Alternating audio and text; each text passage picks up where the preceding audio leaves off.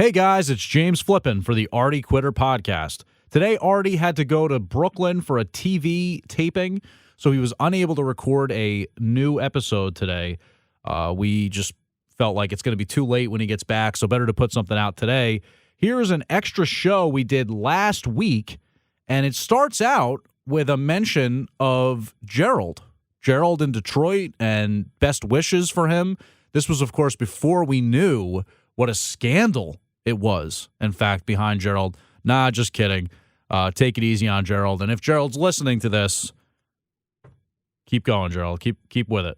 Everybody deserves a second chance. And it was an I don't know about understandable mistake, but, it happens. Anyway, without any further ado, here is an episode that was recorded at the end of October 2015.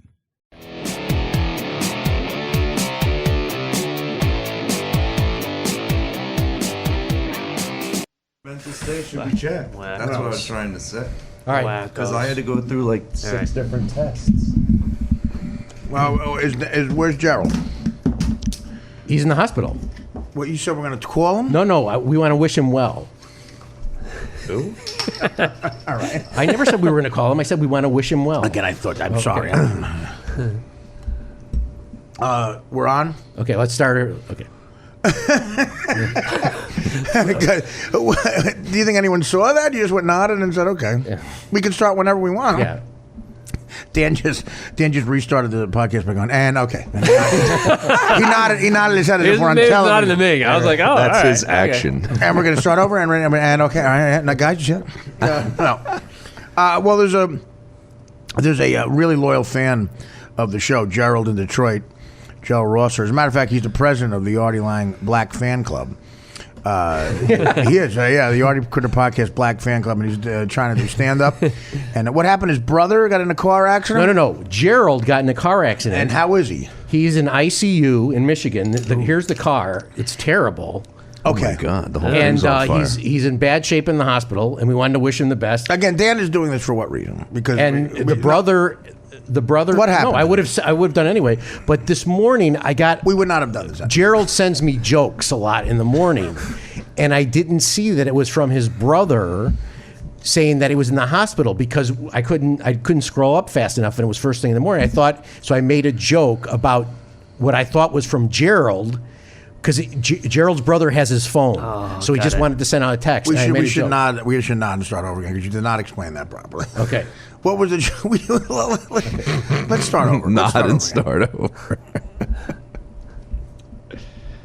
What are you doing? Just let's start over completely. No, because then James will play this whole thing, and then Who will play it? flipping. Why? No, he won't. Tell him. No. Are you kidding? What are you No, I'm talking about? kidding. Do we live in a world where James will actually play that? No. Okay. Jesus Christ. He was not going to play something I don't want to play, right? He's in Mets fever, so it's not on purpose, but he'll. Okay. Are we living in a world where he's so much of a Met fan he might accidentally play something I ask him not to play? Yes. What are we talking about? Yes. Yeah, what? Yeah, He doesn't yeah. listen, so I want to make sure I give him the exact times. He won't listen because he's too much of a Met fan right now. Right, he will not listen to the show, so I'll give him. So the he'll cues. just play stuff without us. Why does it matter if I'm writing down the cue time? Because we're just going to redo the whole thing. Why are you... Because I wanted to do from the start, so I have to give him the time. And you're telling me that he might air something he shouldn't air because he's too much of a Met fan. I just want to make sure that he doesn't. Should I worry about my editor if that's the case? Yes. He had a bad night. It was a bad night. I give you that. But do you think he should set aside those feelings? Yeah. Well, but the fact that Dan's really worried about it worries me. I thought you were thinking like there's a game tonight and he wasn't going to have time. That's what I thought you were going for. Did they play tonight? They play tonight, right? Tonight. Yeah. Even that would be, he should be fired if there's no time. You can edit a podcast while you watch baseball. And do you agree that it's hard to understand when Dan's joking or not? Oh yeah. I don't know when he's mad, happy. No, it's all the same. I don't know what was okay. It's the exact same I'm face. trying to help you here. You know that, right? Yes. Okay, good. All right. Welcome back to the Artie Quitter podcast. We are back after a very emotional show in a lot of ways. There's a big fan of the show is Gerald. in Detroit. And as a matter of fact, I did not realize that was actually him. I thought it was somebody he knows. I really love Gerald. He's a good guy. I've talked to him off the air, and he got into a really bad car accident, and the car in flames. And he's the guy. He's a first of all a day one subscriber. So people who are that loyal with him, I really have an affection for. And he jokingly said he was the president of the Artie Lang Black Fan Club. He really wanted that title. I believe he actually started something, and it's just him so far. But really good guy, loyal listener, a lot of funny stuff and interesting stuff that's always right on point on Twitter. And again, it's Gerald from Detroit. Gerald Rosser, I believe, is his real name. And he got in a major car accident yesterday or today? Yesterday. Yesterday. And he's in ICU, the intensive care unit, somewhere, I guess, outside of Detroit. In Michigan. By the way, I've been in ICU in Detroit. I collapsed on stage in Detroit from because my blood sugar was, I believe, the same as Babe Ruth's lifetime slugging percentage, 590. And I did. I was 9 days. I was in ICU in Detroit. I've been there, but it was, I think, a privileged white hospital. So I think Gerald has to. I pray that he's in a better place. But is that all the information we have? He's just in ICU. All the information that is in ICU, and I've been texting his brother. Critical condition? What kind of condition? He didn't say. His brother didn't say. And the car's on fire. In ICU. Well, the fact that he's in ICU isn't great. So, in all seriousness, our hearts go out to Gerald and his family. I really hope you're okay, buddy.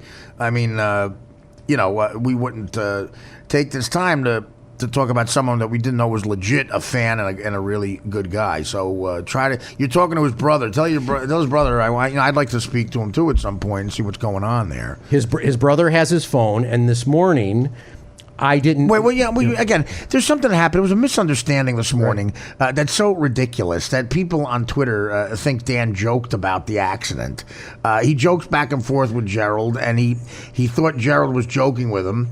And to even say the context of it is stupid, it's childish. He joked back and forth about something that was, a third grade type stuff that, Dan wouldn't have joked about if he knew he was in a fucking car accident. Never. And people on Twitter are starting to say, Dan did it on purpose and is being insensitive. That's the most retarded thing ever. So if you see that on Twitter and you're listening, believe me, don't think for a second about it. Dan, likes Gerald to the point where he wanted to mention that. So, our hearts go out to Gerald, and we hope you're okay, brother. Okay, we should bring this to a halt. What a roller coaster from defending national security to Shuley. No, the whole cop thing. I'm glad Justin came here. Justin McKinney with, again, you could tell you got a lot of passionate points about that because it's a real thing, man. It's a terrible thing that's going on with cops. We need cops. And if they don't want to be, people don't want to be cops anymore because assholes are videotaping them. It's a bad thing to be living in this society. People don't have any solutions. They just want to badmouth them. Have a war on cops. That's a great idea. Yeah. Let's have a war on cops. Perfect. When there's criminals out there that would, rob you, rape you, let's get rid of cops. Again, it doesn't, the alternative, again, there's problems in the system, but it's by far the best system. It's also amazing that when you post something bad, people don't think that there's ever good. It's like I posted a few videos, and I think I posted like 4 videos of me yelling at hecklers before I was on medication. Right. I have people going, I can't hire you. You yell at hecklers every time. They would literally say every time. I go, do you know how many sets are in? There's years in between these fucking videos. What's weird too is that those people don't even own comedy clubs. But like someone needs to start posting. If you see a cop doing something really nice, videotape it and put it up on YouTube. The problem is it'll just get on YouTube. The media won't air it. It will get one hit. Let's see that. I challenge you there, MSNBC. And again, Justin, tell him the story. You would pull. You got to tell him some of the funny, positive stories when you were a cop, because he was like the nicest cop that it's like ridiculous. Right. Well, I mean, he was in a small town in Maine where I guess everybody knows each other. Right? But I mean, it was just I was officer for. I mean, I became a cop. My whole family hated cops. Right. My dad would get pepper sprayed right in front of us. You know what I mean? He'd resist arrest. I would see my dad as an 8-year-old kid. I'm like, the cop's right. Like I'm looking at him going, my dad is the one that's wrong here. Well, wait a minute. Like, I saw that as an 8-year-old. You're Irish? or Scottish Okay, Irish, Scottish. yeah. Okay, Yeah. and you're from New England. Yeah. And obviously, there's just if you just put that on paper, you'd think your family was either cops or pro-cop. That's an interesting thing. Like why Yes. they were specifically had an issue with police officers. They Or? just authority. My dad with authority. Right, well, it was just yeah. that whole thing. Yeah, right, and, exactly. Yeah, it was all that. And the first time I came home with my police cruiser, they didn't know it was me. They all went running out the back door. Like Nope. that's a total true thing. They Well, were there literally warrants out for their Yeah, arrest? there was. When I was on duty, I would get calls that we got an arrest warrant for your dad. You know what I mean? Like that would come over the radio. What was that about? Or just because of stuff he did? With All drunken stuff. Failure to appear, reckless conduct with a firearm. I mean, it just goes on and on. Wow. Disorderly, criminal trespass. Tell I mean, him the brick he story. threw a brick. I was in junior high. He got mad at the bank, so he ran out the He door. got and his- mad at the bank. Mad at the bank. They wouldn't give him a loan. They wouldn't give him a loan. Well, listen. So he. That's that. You get mad at the people who don't do that. So he flies out the door in his underwear, drives to the bank, throws a brick through the front window, broad daylight. I hope Judd Apatow's listening. And so wait a minute. How far away is the bank from your house? Just a few minutes. Walking in your underwear? For a No, he minute or drove. driving? No, he drove. Few minute In his drive. underwear. In his underwear. And this is the thing. I love stories like My that. buddy Alan, Artie, my buddy Alan lived across the street from the bank. My phone rings. He goes, yeah, is your dad home? And I'm like, no, why? He goes, I think I just saw him throw a brick through the bank window of his underwear. I'm like, he did say he had some errands to do. I mean, what was I supposed to say? And I That's knew he was fucking pissed. great. That is fucking amazing. That is amazing. So, okay, how many brothers and sisters do you have? 3 brothers. Okay, just brothers. But when my mom passed away when I was 6. Right. So my aunt, her sister moved in and ended up with my Now, dad. a blue collar situation. What did your father do for a living? He owned a telephone answering service. You know the old switchboard type? Oh, no kidding. Yeah, but he Okay. never thought the pager and cell phone thing was going to take off, so he never never adapted the technology. I have a similar story. So- My father installed TV antennas. And he did that too. They Right, tell it the antennas, the old yeah. antenna service and all that. Cable That's what he came did, along answering out of nowhere. service. Yeah. My father didn't see cable running. Yeah, He yeah. didn't see it coming. And yeah, well, so he ended okay. up losing everything. Ended up homeless. I mean, he literally lived Oh in. God! Well, if he's throwing bricks through. He lived in the pay toilet at a parking Oh, garage. no, and didn't know. yeah. But he's been sober for 7 years.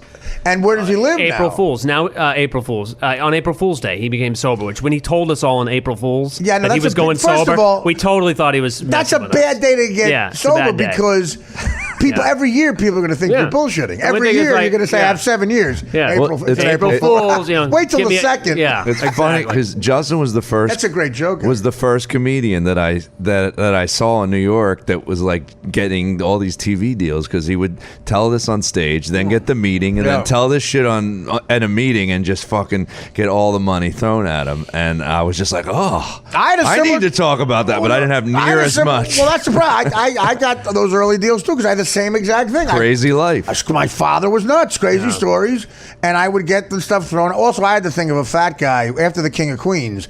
After that success with Kevin James, they were like on top of it. He's a fat guy, like they're creative. They're not creative at all. They're like just throw like a fucking UPS uniform on this guy. We got $1 million. And, Here's what you and Justin have different. You didn't keep it. You blew some of the money, but you still kept some. Like Justin has crazy, depressing stories of what happened with all the money he got thrown at him because he still had that gene. Well, what happened with me was I got lucky in the sense that I started getting those deals after I got on Mad TV so I had a couple of years of Mad TV money that I had saved, and then I got the film with Norm, Dirty Work. Mm-hmm. That got me those meetings, and I saw. So based on the fact that I had the reel tape from because if you do 2 years of sketch comedy, you're going to have a good reel tape, even if you're not good at it. I had like 15 sketches.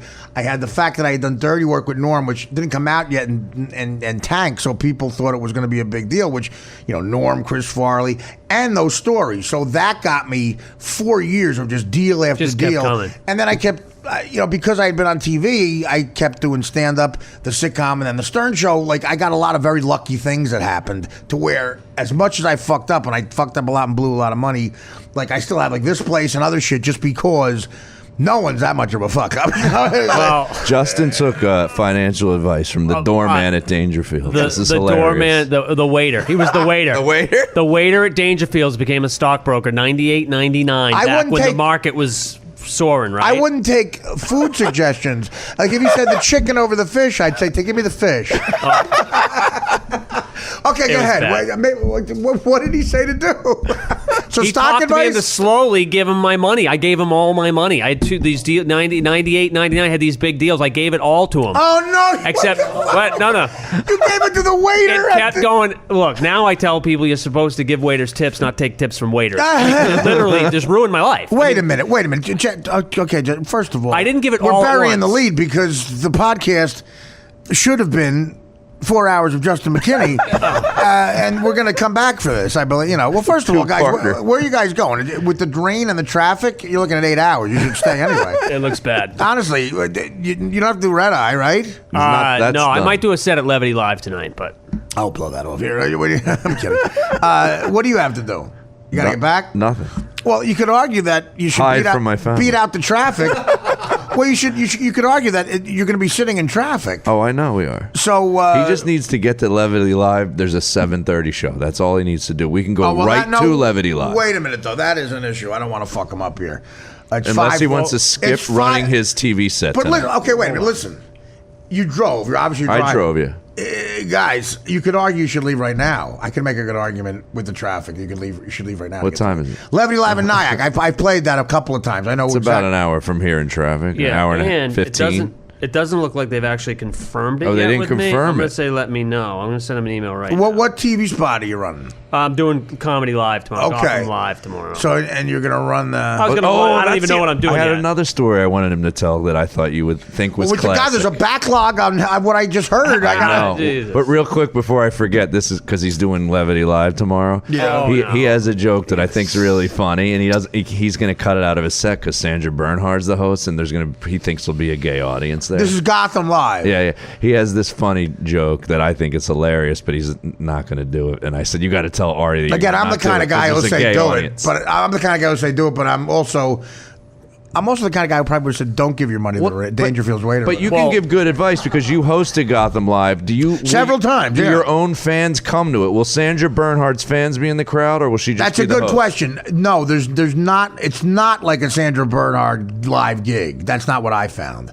But there were people there for me, absolutely, and it might be enough to fuck you over. And it's because in with that, Chelsea. you just need a certain group of people to spoil the rest All of right, the. tell him the But joke. go ahead, Tell me you I'll- think it would turn put it people, together. gay people, make them not laugh? Would they boo this joke? Go ahead. He doesn't want to hear the joke. No, I do. Of You do course. wanna hear the joke? This is my entire I do career this joke. is do I gay do this people joke after that I used to work in a jail. Before I got into the world, I was in the jail. I learned a lot about tattoos. Teardrop tattoos, mean each drop means somebody who's supposedly killed. Right. I didn't know that. So in other words, when an inmate has the tattoo of a teardrop under his eye, Yeah. that means they murdered somebody. They somebody murdered they somebody. knew got killed. No, Okay, they no, murdered They somebody. murdered somebody Okay. they've killed.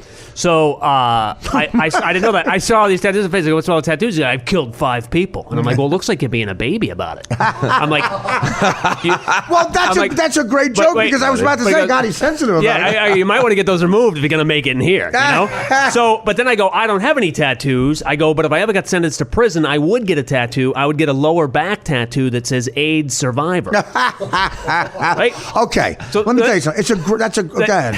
I can stop you right now. But no. But my point is, you see where I'm going with this, right? Yeah. Is that the end of the joke? I don't want to do that joke if I feel like that joke could be. The joke is a fantastic joke. That's not the issue. It's a fucking hilarious joke.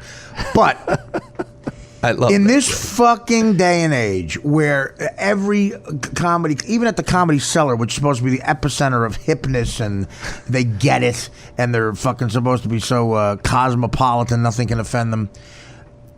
And again, David Tell said these audiences now, these new sensitive audiences who grew up in the MTV generation are not prepared for what they're about to see sometimes. The fact that you just say the word AIDS, it doesn't matter what you say after that, what you said before it. It doesn't even matter Sandra Bernhard or not. Like, you could argue that you probably can't ever do that joke again in this day and age. Ever. Because- But you do it a But lot, I do, right? yeah, and I don't ever get any backlash. I don't ever hear any backlash. I just feel like I don't want to give you the wrong advice because I don't feel if like there was justice, people should applaud that as a great, edgy, smart joke. But I really do think you might lose them in this particular situation. Because of the word AIDS specifically. Yeah. I'm trying to think of there's. Kurt Metzger would open with it. Well, I used to do shit like that all the time too, where I didn't care. Again, you have an age joke? Well, at the 2004, I had. I used to do a bit about Big Burr with AIDS, well, right? well, there was again. Sesame Street in Australia. There was this is a true story. Political correctness had gotten to the point where, to teach kids about HIV, this really happened in the Sesame Street in Australia. They had a character on set. One of the puppets had AIDS, was HIV positive, and I said the bit was, why would you want kids to learn about that at a young age? Can't they wait till like 15 years old to find out the world really sucks? Like, Snuffleupagus shows up, he weighs only 50 pounds, Big Bird's like, what's the matter, Snuff? I have AIDS, Bird. Shared a needle with Mr. Hooper, Bird. Stuff like that. So that's all these age jokes, and it always killed in like Arizona and stuff like that, but there were times that would dig a hole in New York and L.A. And my problem was it was long. I had to commit to it because I had like 4 minutes. I walk. It's in Jack and Coke. Yeah. It's in Jack and Coke, and those are fans that whatever, they're vicious. I thought it was in the first special. No, it's in Jack and Coke. It is. It's not in the. It's the whiskey talking. Oh, right. It's in Jack and Coke, but it's like because I got 4 jokes where I'm at Snuffleupagus, Yeah, but the last one is took it in the ass one too many times, right? Which is going too far. Yeah, well, but I just think, nowadays, He already made the decision. I just said you got to tell Artie because he'll like the joke. I wasn't even going to bring it up. You made the right decision. No, it's it's an unbelievably great joke. But you're right in saying don't do it. I think so it's done. Because there's even some assholes. I hate these assholes who think they'll say, like in show business, if you did that joke, you know what? They admit it's a great joke, but you know what? Even bringing up that subject is not sense. Shut the fuck up. I get it. It is crazy. I mean, I've got everyone's got a podcast. You think yours is amateur? Joe's is amateur. I have an idea. I have all the equipment sitting in my house. I've never done anything with it. Right? Yeah, he's never done the podcast. But it was the post-war in comedy. Was my idea was that you make a post on social media and everyone goes up in arms. I made a joke on women's equality, and I got in a back and forth with this woman. Sure. And it was just this back and forth because I made a joke about Patricia Arquette after the Academy Awards, and it's like you can't win now. What did you say?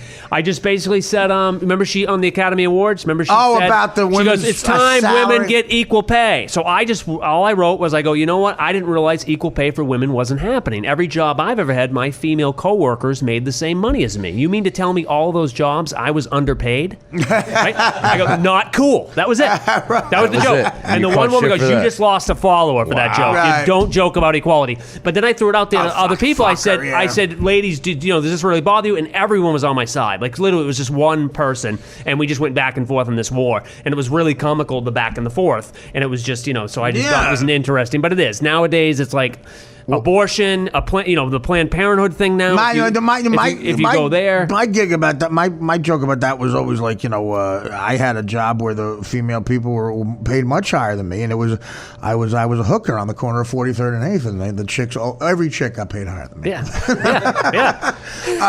But then there's comedians, that go the way you shouldn't, that you're saying not to do it, and they become very successful. So it's confusing as a comedian. No, it depends on, again, where you're going with what you want to do. Like, I got rewarded for a lot of crazy shit because of the world I happen to get into. Right. Did I ever tell you the story when Rosie O'Donnell? Yeah. That joke you used to like about that I do about the word where I say faggot. Right. Where I'm calling. Right. It's great. Yeah. Yeah. So now I feel like you got to tell the joke because that joke is in the movie The Hangover, by the way. I know. I remember you calling me going, they did your joke, and I was like, oh fuck, that is kind of similar. But my joke was how my wife's a psychologist. She's a good listener.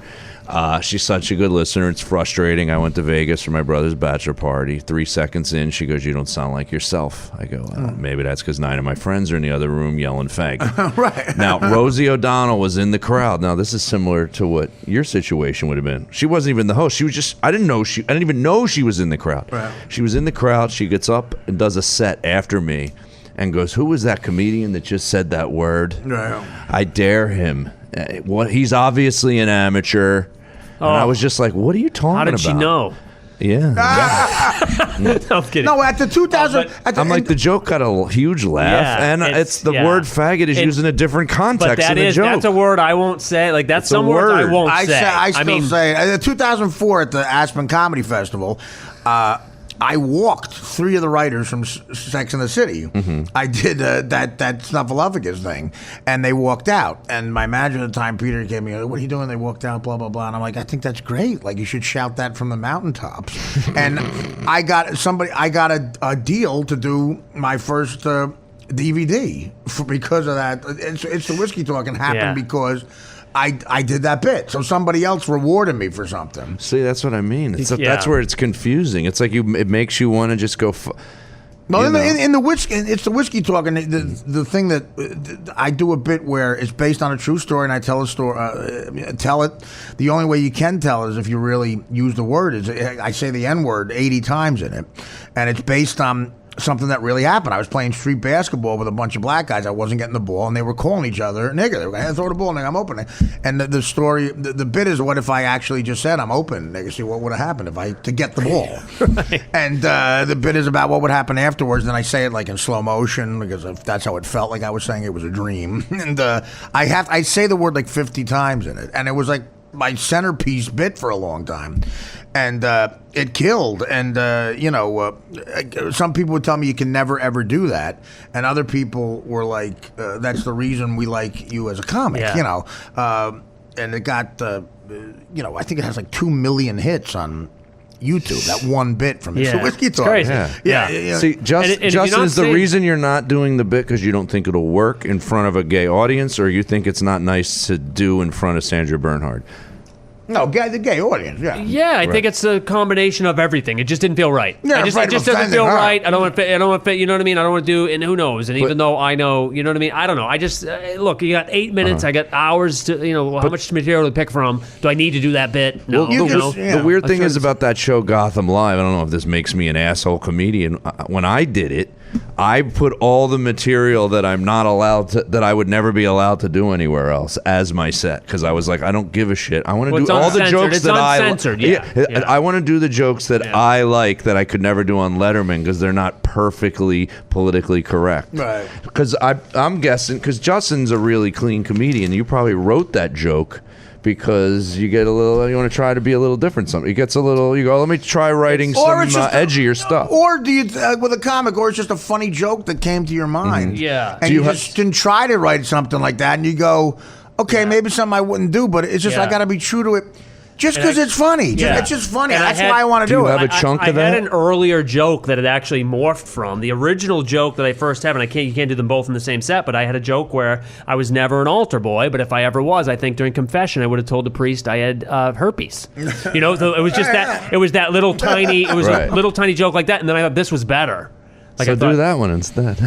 No. But then that's a whole other kind of. But my point is, I never really did that. That was just something I wrote. But it did come in because of all tattoos. Like, who knows?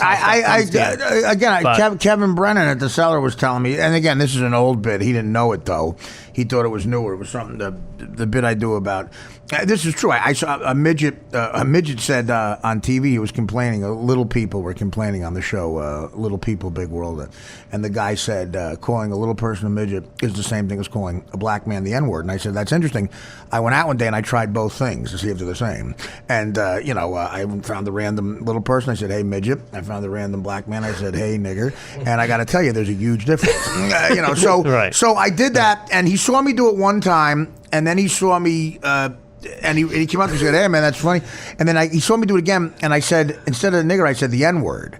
And it still gets a laugh. And Brendan pulled me aside and goes, "Hey, why did you say N-word instead of..." I said, "I know, sometimes I gauge the audience. I gauge them, and I go, they groaned at midget when I first brought it up. So I said, I got to minimize this. And it still gets a big laugh. And every time I get off stage, I'm pissed off I gave in to them. I really am pissed off. I'm like, fuck, I'd rather offend you than get a laugh out of you. I'd rather offend you than get a laugh out of them for watering it down. He goes, you shouldn't even do it if you don't say that, because it's just not nearly as good.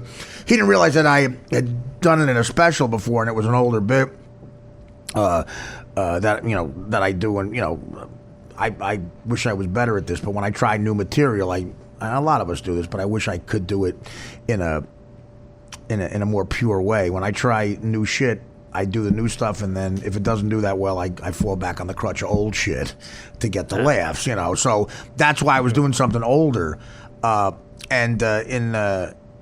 in the special, it was a different time, and I say nigger, not the N-word. I go, yeah, no, I did it the right way for the special. He goes, yeah, because it's so different. To him as a comic, he wouldn't even do the joke. But you could argue that, of course you should do it. It gets a laugh. But to us, we get pissed off that we let ourselves get edited because of these crowds. I do, at least. I get so fucking mad. I do corporate and private stuff where it's like, you know what I mean? Well, that's a different. Well, then you don't need this to be out there. That would have been if you're a guy that makes most of his living doing corporate gigs. Do you want that video to live on YouTube? Would that affect your work? Yeah. What he just said is so logical and makes sense. But God, I could never live in that world. I hate thinking that way. Do I want that out there? I've never thought that way. Yeah. And I look. It costs me work. Yeah. I've gotten voiceover, celebrity sort of endorsement deals that have been taken off the table. Like the CEO of the company will Google me and he'll take it off the table. Like that happened at Howard when I got a big enough name with my voice. My agent hooked me up with a voiceover guy. He said, this is the most frustrating thing ever. You're a real famous guy from the radio. You have a unique voice, and I can't get you voiceover work because of the shit you say. And that's frustrating, but I can't edit what I say. I'd rather, you could argue I make... But I think Joe's point is... where I'm at, living back in New Hampshire. I'm saying he's right.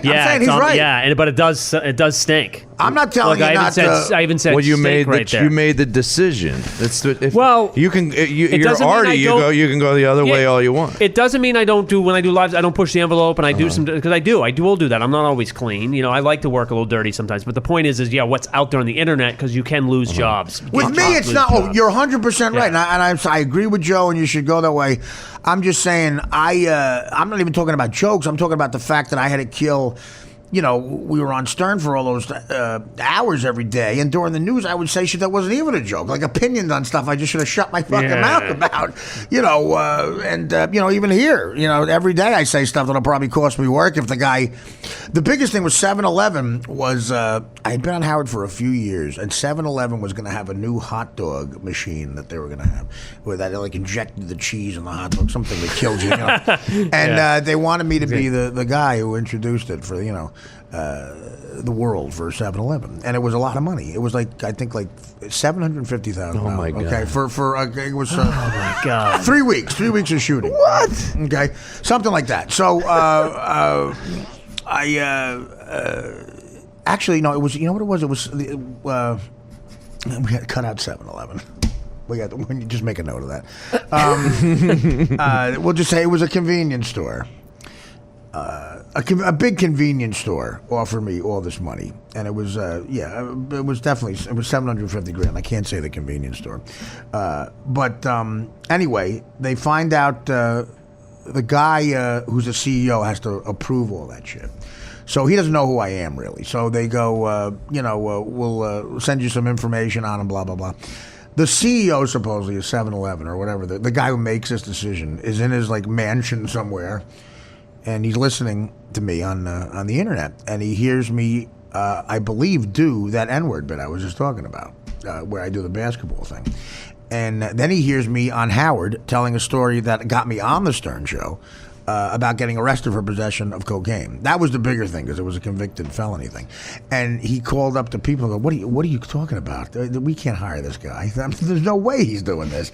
And so literally my manager had the fucking contract on his desk for $750,000, 3 weeks of work. I was going to introduce this new hot dog for this big convenience store, and took it off. Like they said no, and it was more about the convicted felony. So here's the trade-off. That story, when I went in with Norm, telling that story was one of the major things that helped me get on the Stern Show. It lost me that job. So it's like, there's the trade-off. Right. Do you know who got the hot dog job? No, I never even saw it. No, wait a minute. I did see the commercial, and in a way I was glad it didn't come out because, the guy he had his goofy uniform with a hat. And, you would have to dress up like a hot dog. That might have been a deal where I said, that would have been the deal point where I said, maybe, no, I don't want to do that. Yeah. And I would have said no to the money. 750, yeah. Yeah, so I again, in my head, I rationalized because, look, obviously there were other stories and reasons I got on Stern, but that story in particular, for me getting arrested with the coke and everything, was what Howard made me tell every time I went back with Norm, and is what made him think of me when the Jackie chair was open. Right. And so... all comes around. In my head, I made a trade, but again, I don't know. My question, I have a quick question on this subject. Has there ever been a comedian, I'm asking everybody sitting here, yes, that has transitioned twice in a different style? Because I think Justin and I both we're clean comedians, but we were have they were successful in both? Both, and known yeah. I was gonna say you get Larry the Cable Guy, but he wasn't known as the other guy. No, I'm talking like someone that because every once in a while I go, I'd like to do my whole next hour not about me at all, do very observational, edgier stuff. When Dennis Miller changed from liberal to right wing, you could kind of say that. Yeah, but do you think the act sounds a lot different? No, it's the same, still same Dennis Miller. funny joke. You got George Carlin, he was clean at the beginning and then he got dirty, but he was way better as the dirty. Never would have been known as. Wouldn't be known. We wouldn't know George Carlin's name or talk about him, or I interviewed his daughter the other day. He got his book. He's an icon. If he stayed that clean guy, no fucking way. Right, I know. Richard Pryor. Same with Pryor. They're the same thing. Just they only had that clean persona at the beginning because of when they were born. And when they were 25, they had to be clean just to get on TV. Right. Yeah. And then when it ended, that all ended, and they could be the other guy. They just did probably what they would have been doing the entire time if they were born when we were born. Well, I'm not even saying I have the tendency to be different dirty. I feel like different subject matter, maybe. Well, you can I don't always know do why. that. But what's I know. I'm trying to think specifically what you're talking about. The guys that I like comedy, and you're definitely one that falls into this. And Bill Burr, Chris Rock, these guys, they usually, if you go see them every year, they take a lot of the stuff that had happened in the world that year is usually their set. People who listen to your podcast are laughing because I'm not a current events person. So I'm not talking current events specifically. Right, no, yeah. It could be, this restaurant chain does this. You're just saying about doing stuff that's not about you, not about your family, me. your life, what you're going through, more about observations. Things Becoming an observational comedian. I try to, people ask, well, that's a weird thing. People ask me who don't know me in interviews, over the years, what is your stand-up act about? And I go, I really don't have a theme. A lot of it is, my crazy fucked up life and stories and stuff. But then I'll also give an opinion about, a midget complaining about the N-word thing or something political. Or the song, right? Whatever. New York State of Mind. The New York State of Mind thing. Yeah, that's got nothing to do with you me. Mix it up a little. Right. I mean, to me, it's just whatever I think of that I think is funny. I don't have a thing. If I trap myself in a theme, it'd be very hard to write, I think. Well, mine right now, my act in the last 10 years has been 100% me.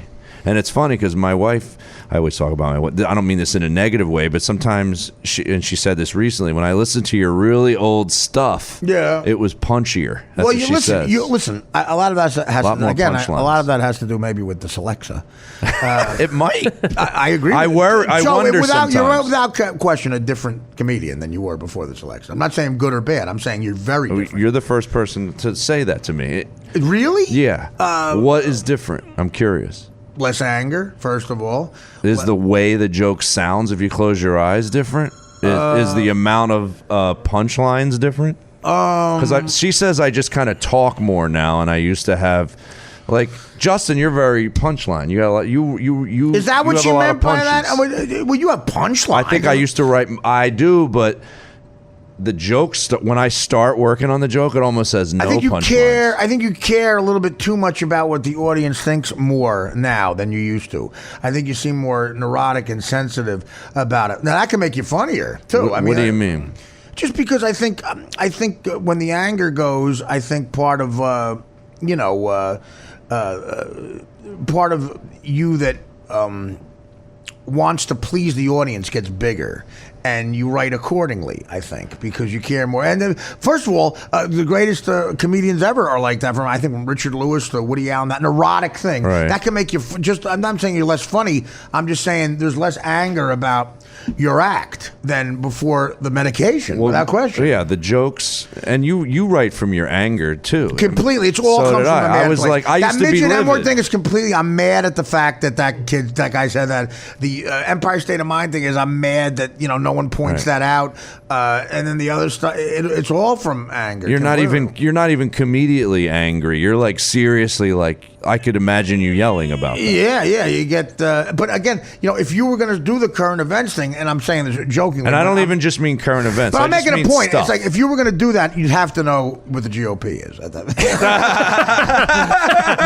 If you're going to change to that guy, you'd have to know. You got to read the paper. Bill Maher, I think, changed. If you look at his younger stuff, but again, he wasn't nearly as successful. The young mullet Bill Maher had a lot more of like sex and goofy stuff about the road than the severe, vicious political shit he does now. I don't think any of his stand-up has that.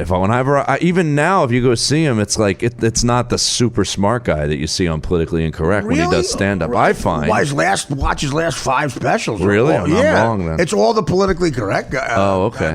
To me, I remember him still having some easy stuff. Maybe in the 5 years ago, a little bit mixed in, but watch his last 3 HBO specials. Really? They're all bitingly like. Okay, I gotta watch them. I don't know enough about him. Whatever you feel like that. doing, man. I mean, if you're having these funny thoughts and you're coming up with jokes and ideas about, just run with that. No one probably noticed it either.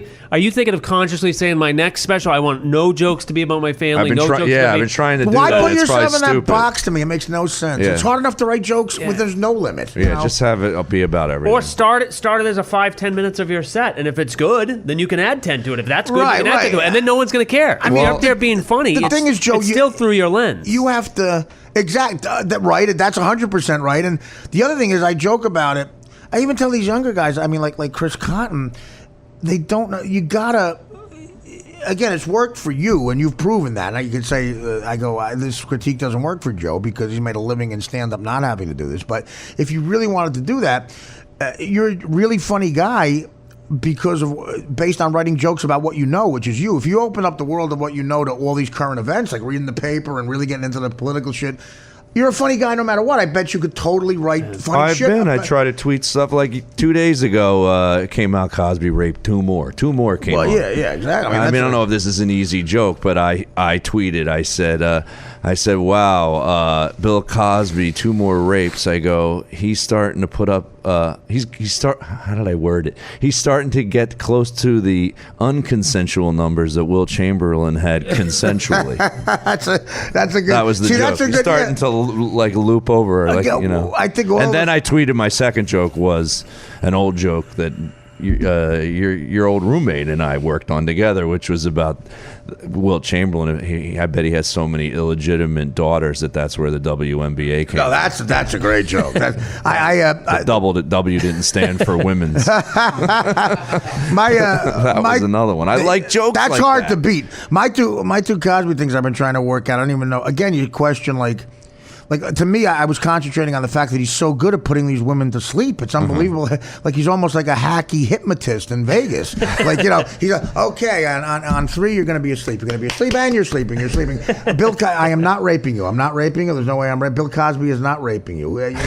When you wake up, you're going to think Malcolm Jamal Warner raped you. That's who raped you. On 3, we're going to wake up and you're just at an audition for Fat Albert. You're going to, okay. And that was great to me. So like that. And the other thing is, how much I love when a legendary comic will come in and to a comedy club and it's unannounced and come in, and like Jerry Seinfeld coming into a comedy club unannounced and doing a quick like a half-hour set, or Bill Maher coming in unannounced and doing a half-hour set. Or the other day, Bill Cosby came in and unannounced he raped 3 waitresses unannounced. You'll be happy to know that I think I read this a couple days ago, that Eddie Murphy actually did a Bill Cosby thing at the Mark Twain Awards. What'd he do? It's on YouTube a little bit. Like, well, he was going to do that. According to Norm Macdonald, he was going to do that. He was going at SNL. He was about to.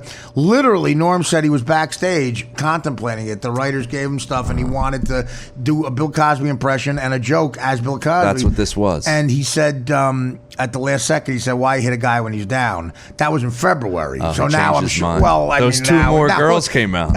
2 more. It's like, there's less stars on the flag than I've been rating. It was funny what he said, and then he did a Bill Cosby impression, but he said that he goes he heard that the Mark Twain Awards wanted him to give his Mark Twain Award back. They wanted Cosby to give his back. He goes, shit's bad when they want their fucking trophy back. Yeah. And then he did Cosby Lake's voice, giving Cosby impression. That's great. I mean, that's when you can do a perfect Cosby impression. Yeah. And I know you were upset that we were talking about this on the podcast, that Eddie Murphy isn't trying to be funny anywhere. I was like, oh my God, he's actually trying and he still can do it. He's so good, Eddie Murphy. He could literally go into being funny and then tell you, okay, now I'm not being funny for a little while.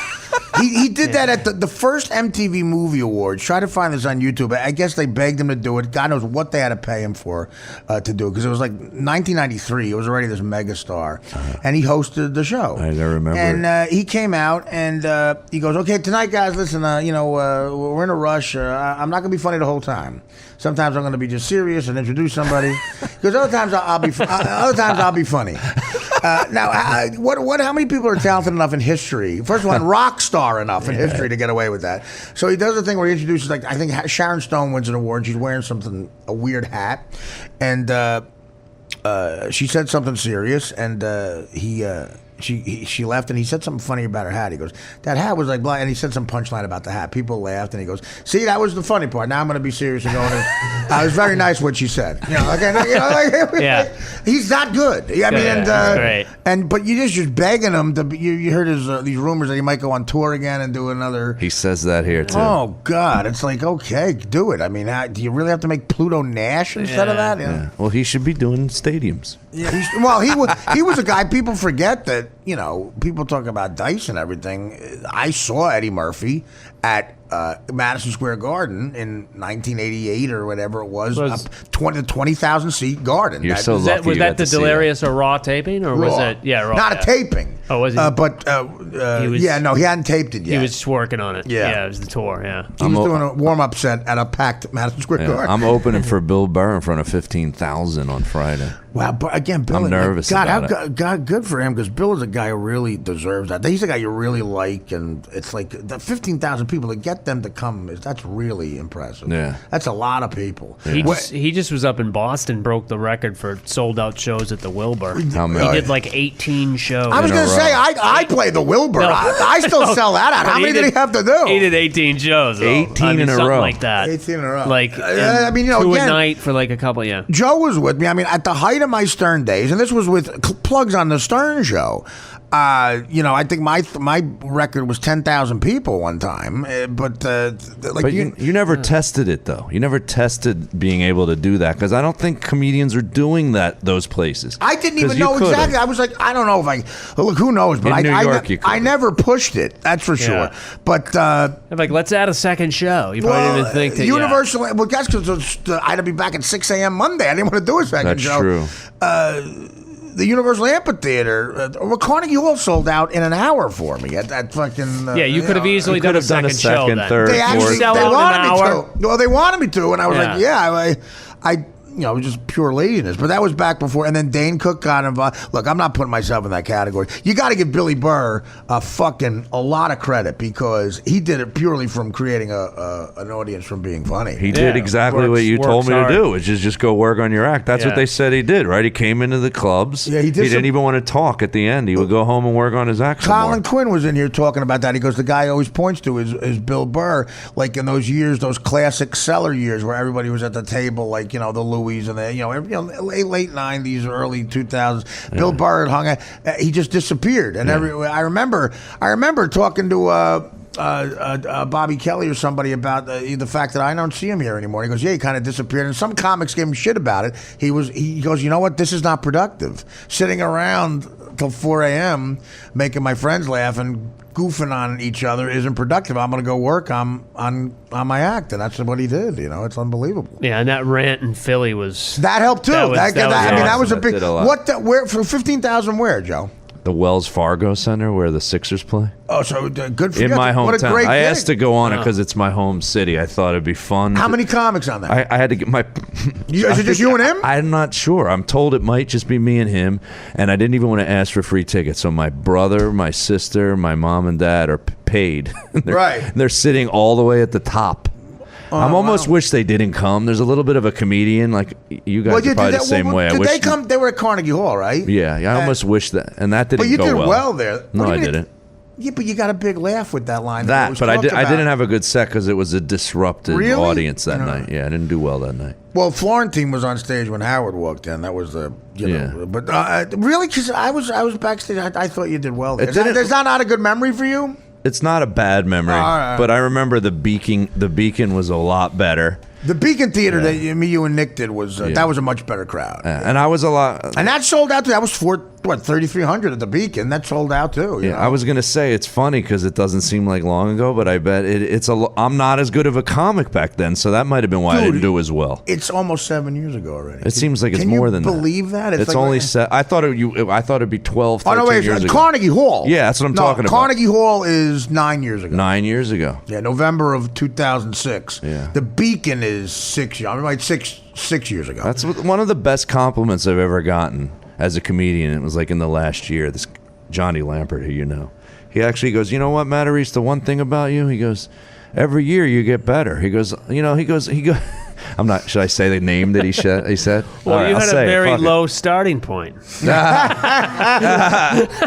but he goes. You know, he named some really great comedians. He goes, but they've been great for 10 years. They don't actually get better. Oh, that's. I mean, yes, I would agree with that. I mean, because you work it. You're a comic, man. You work all the time, and I mean, listen, I've worked with you for how long on the road? I always see that. But I always think the comedians that are really good out of the gate are the ones that end up making fame out of being a stand-up. I don't know about that. That. Like there was guys like really good. What do you mean by really good out of the gate? Some guys like they just were really confident, good performers. Maybe the material wasn't as good as their material is now. You mean even their first early 6 months of doing it? No, I don't mean that early on. But guys like 5 years in were really strong. They're young, like they're still in their late 20s, early 30s. Remember guys by then, right? Okay. Remember Chappelle? Remember Jay Moore when he was like 25 years old could just fucking destroy. Yeah, well, he's a guy he's the opposite. He's a guy who's gotten worse every year. No, I'm kidding.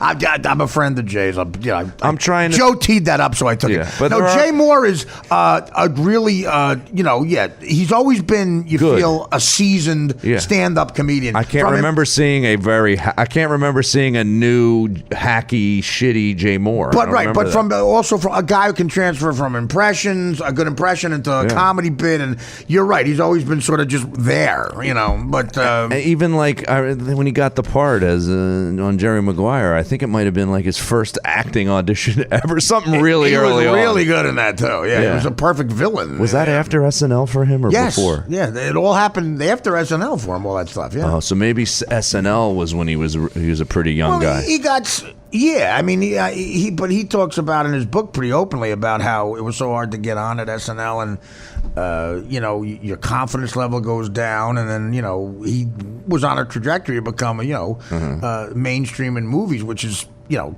going through that meteor fucking Space Jam is crazy. This is gonna sound fucking crazy. I know you want to end the podcast. I'll just keep bringing up. This is the same subject, but I always feel a lot of it has to do with your upbringing. And I've always slammed my parents. I mean, I'm close with them. They're great parents. But they were definitely parents that gave me an insecure personality. Mm-hmm. Whereas, I think I used to say this even to Justin. I go, I watched Dane cook for 5 minutes. I go, I guarantee his mom gives him a lot of compliments. You could just tell. Everybody in his life does. Yeah. Yeah, and then he's successful, because that helps. But that doesn't. Okay. You have a mom like that. Compliments? She's very complimentary of you as a performer. My mom thinks I'm not supportive, funny. Like the supportive stuff, having that support from your parents. She says you're not funny. She tells you that you're not. She used to say, "I can't believe that you went into comedy." Like she always used to say it. She would say, "My brother." Artie, you thought of saying that to well, no, my a couple times. I've said it. Your mother said that to me. But if you hung out with my brother and me, my brother's the funny one. Like he's the funnier one. Yeah, but there's a difference. But then I'm the stage funnier one. Yeah, but I did. I'll get funny that, at an Eagles game. I'll get that with my family. They'll say his brother Jeff's funnier than him. You know what I mean? Because You know what I mean? So I'll get that a little bit No, too. my mother but it's a different kind of funny. Yeah, my mother was insanely negative. I mean, Really? the book Too Fat to Fish is her quote. She shows up at every show. Like my mom skips no, my she shows. doesn't. Shows up at every if I'm in the show. home, if I'm in Cherry Hill, my mom would rather just watch TV at home than go see me. My do a mother's set. been to tops 10 of my shows. Really? She's Yeah. always there. She was at Carnegie Hall. It's fucking Carnegie Hall. I mean, No, I'm talking like almost Where every else time was- I work with you in Jersey, your sister and your mom are there. name And your uncles cannot and be stuff? more wrong. They named the last time that my mother was at a show. I We see. were I in feel like Jersey. every time I've ever hung around your mom, besides the Super Bowl party, was been at one of your shows. All right, well, yeah, because I'm not saying you've never met her at a show. But you think she was like my mom? Very critical. Wanted me to very critical, and not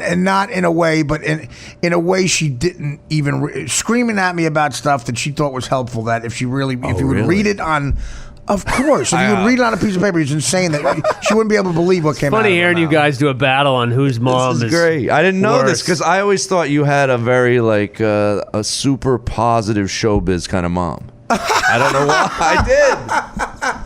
That is probably the biggest misconception of any. Dan, could you feel he's more off? I'm wrong, Dan. That's why he's been attributing all your success, Artie. Can I edit this out after the show? No. You're wrong, Joe. Really? Yeah. No, My but mom. I'm not. But look, I'm not saying that as Yeah. an insult to my mother. I'm just Right. saying she doesn't even know from the beginning. I remember that you talk about those deals I got the first time I cashed a big check.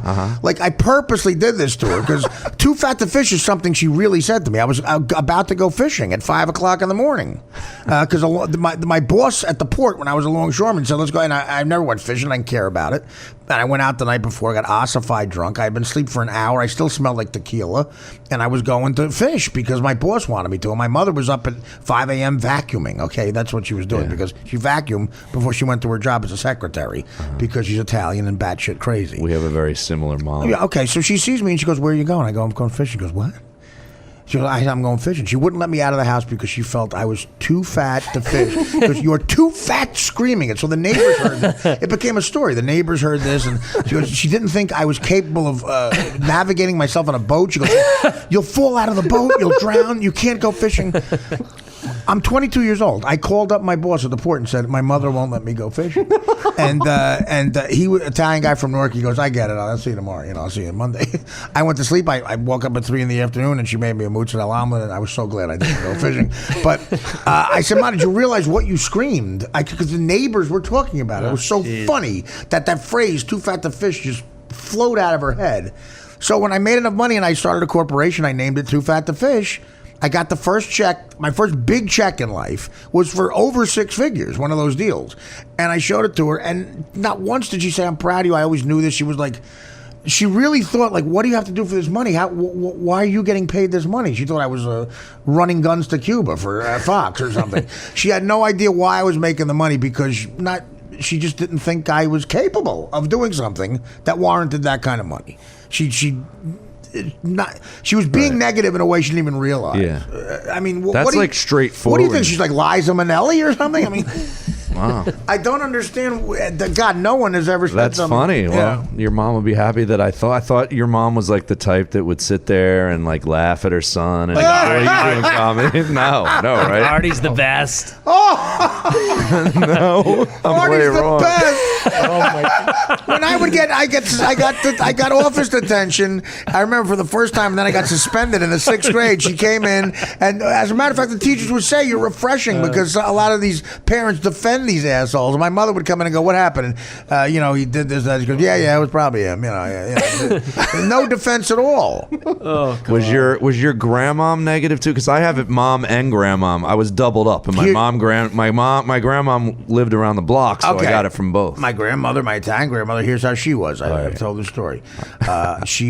My grandmother was very, very, very religious with Christianity to the point where she would only pray to saints on saint cards because you didn't bother Jesus. You didn't go to him directly. You went to one of his assistants because it was rude to bother Jesus with stupid shit.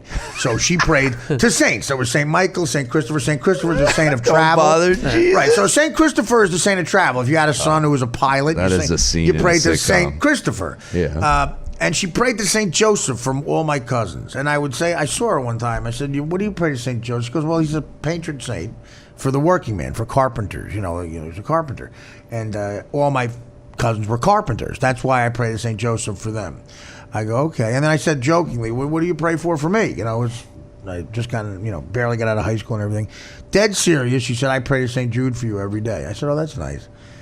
About 3 weeks later, I was with my uncle, who was at the time a born again Christian. So it was in my head. I go, "What? St. Jude, St. Joseph?" I said, "What's?" I told him the story. He started to laugh. I go, "What?" He goes, "St. Jude is the patron saint for hopeless causes."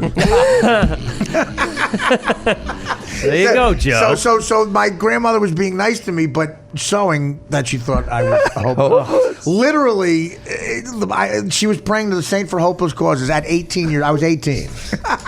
She wrote it off already. Took you 3 weeks to realize that. I mean, I don't know. What did you think she was like?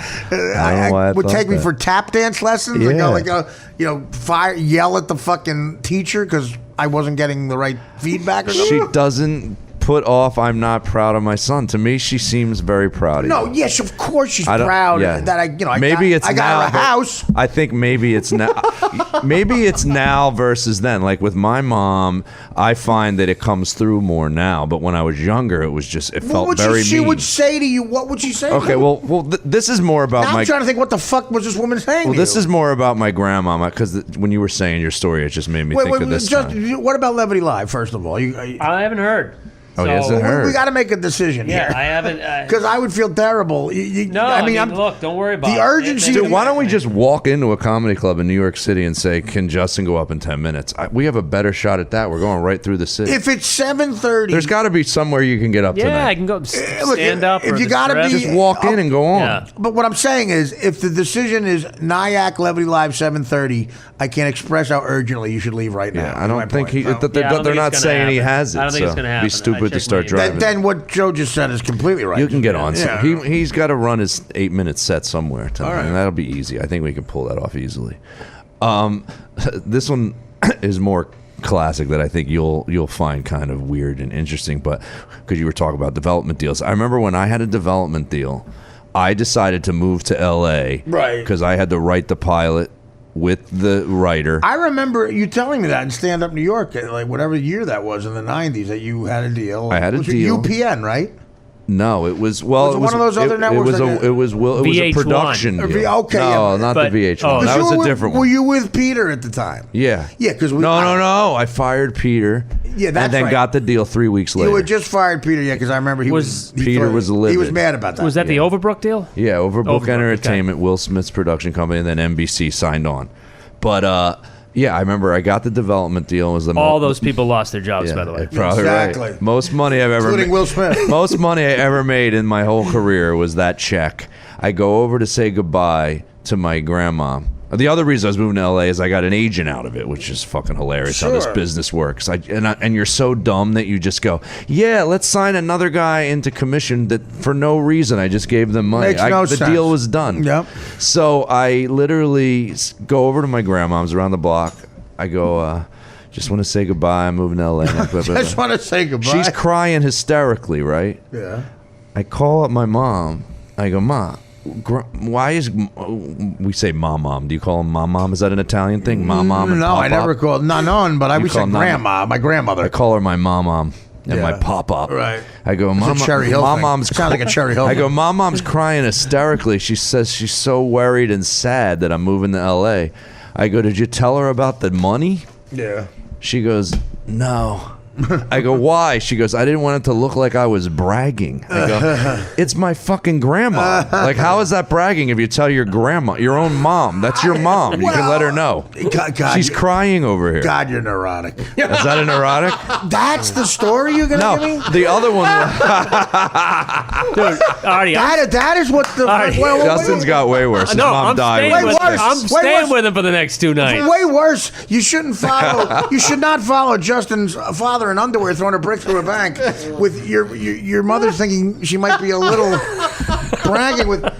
You really were affected by that? My mom was more. But in an Italian family, there is that sense of like, sensitive. you don't bring, like, if you have success, sometimes you don't tell the other. That one relatives. isn't going in the line of what you're talking. I just threw that out because I thought it was a funny story. Oh, okay. The one more Well, that be clear the one about that was in my one-man show about my mom, and my mom read it on paper and started crying, and then I didn't know she saw the script for my one-man show, and my dad calls me in the room. He goes, "Hey, you doing a story about performing in the basement in your one-man show?" I go, "What are you talking about?" He goes, "Yeah, your mom read that little scene. I had a scene about I really would do this." How'd she find it? She found a notebook like sitting in my room or something. Right. When I was visiting. So I had a story about I had this guitar amp in my basement, and I used to go down there and perform on the microphone really loud, and she would yell from the kitchen, shut up down there. You're not good." And I still remember that, and I go, "I'm performing for a 10-speed and a ping pong table." I mean, I think she's being quick to make the judgment. How do you know? But those were the kind of things like, I'm surprised you're doing comedy, that kind of thing. My grandma's saying, "Why didn't you learn a trade?" So that's the other These aren't story? that bad, are they? I love the way he's laughing. Your mother, you were annoying your mother with a guitar upstairs. No, and she not a yelled guitar. I was talking on the mic. So you were being loud or annoying. She said, "Shut up, you're not good." Joe, that's not what that were you- bad. what were you doing? That's I the was most loving. performing. Stand up? Stand up, singing, Joe, all that shit. that would be one of the most loving things my mother would ever say. And I My said, therapist thought, he goes, "I get you." He goes, "She should have been. She saw that you had this." I don't want you to They keep tried coming- to steer me away from performing. Your He thought- therapist wants you to keep coming back with fucking 8 bucks. I'm sounding like an idiot. I don't go to therapy anymore. That But wasn't that bad. I mean, Okay. like, I've been loud in the basement. I used to do the same shit, and they would go, get the fuck out of the house. Get a place to live. they would kick you out. No, they would threaten to. I would My just dad say. broke my leg. How's that? Okay, well, I You don't want to get Now serious? we're getting somewhere. I don't want you to. What I happened? told my. Under what kind? I said "fuck you" to my mom. In anger, he broke your leg. Yeah. Rather than say break a leg, he broke your leg. What? What did he do? Right? You wanted them to. I said "fuck you" to my mom at the dinner table, and he goes, "You don't curse to your mom. Yeah, well, I get mean- the fuck out. You're grounded. Blah blah blah. Get the. You're not allowed to go out tonight." And I was like, probably going to some bar with fake ID. Yeah. And I go, "Fuck you too. I'm going out." And I ran out the front door to go out. Yeah. And he ran out, chased me. Fucking Brian Dawkins tackled me, jumped Right. on top of me, pulled me to the ground. My leg fucking snapped. So by mistake. By mistake. Well, he did. You He sound like tackled- my brother, exactly. Yeah. He goes, "What's the big deal? You deserved it." No, and my mom goes, "What did you do to your father?" That's what she said. I go, "I broke my leg. Look at it. It's purple. You're fine. You're fine." That's what he said. But that came up in therapy 25 Well, years I ago. that can't is- help but think if you were Never grew up- said he if was he grew up sorry. today, he would have been in a classroom getting flipped by a cop Probably in would've. his desk. Well, I will say this: I'm not getting off my phone. the aftermath of not saying sorry, that is fucked up. I got him to say sorry 30 years later. All right, well- I said, "Dad, I got two problems here. One, you never said sorry for breaking my legs, and but two, you never said I love you to me once." And he's like, "I didn't?" I'm like, "No, never Well, once." Again, my father didn't. That was the generation. Right? My No one ever father said that. said my father after he fell said I love you a couple times, but not. Again, these are. I'll tell you what, though, my dad and I have an amazing relationship now. Since I got that off my chest and those two things, I don't know. So this ends with you having a great relationship. I have a great relationship But with my dad again, now. it's not fair to your dad to just scream out, "My dad broke my leg," and that there's no. I Again, tried to context. I tried to save this dysfunctional conversation. Well, let's end this. Jeez, please. Again, it's everyone has a different view on stuff, but again, you grew up in fucking utopia compared to me, based on those two. That's why you're more successful, I think. No, it's not. I believe the more dysfunction, the more success. Yeah, but But you comedy. started it with saying that he had the most support. That's why he's successful. I know, But I knew he had dysfunction. I thought it was all from your dad. major. Yeah, but it was before that. I mean, we all have it, but there's different levels of. I think my own dysfunction And the fact that I had stories to tell. Again, I don't think it had anything to do with talent. There is an ability in telling stories. Like Justin's very funny in telling that because I was too, because you've told it a million times. When you have crazy stories, that's good to be armed with that. But you also have to have the ability to tell them in a funny way, which Justin clearly does. I don't think mine are dark enough, and it can. They're not. I'm telling you, they're not. To me, what you're saying makes sense. Where you go? But where you said when you did find me the funniest was no Celexa. I was a raw. I didn't say the funniest. I didn't say the funniest. Oh, not the funniest. I said different. He said different. I said both are a very funny version of it. I just said different. You mentioned you don't get as angry. He said like that. Just like that. I was way punchier though when I was angry. A lot of punchlines. That's something about anger. You ever notice when you're just yelling, some funny shit just fucking wings out of your brain out of anger? Again, you have a lot of punchlines still. It's not near as many. The Artie Lang Uncensored Podcast at artiequitter.com.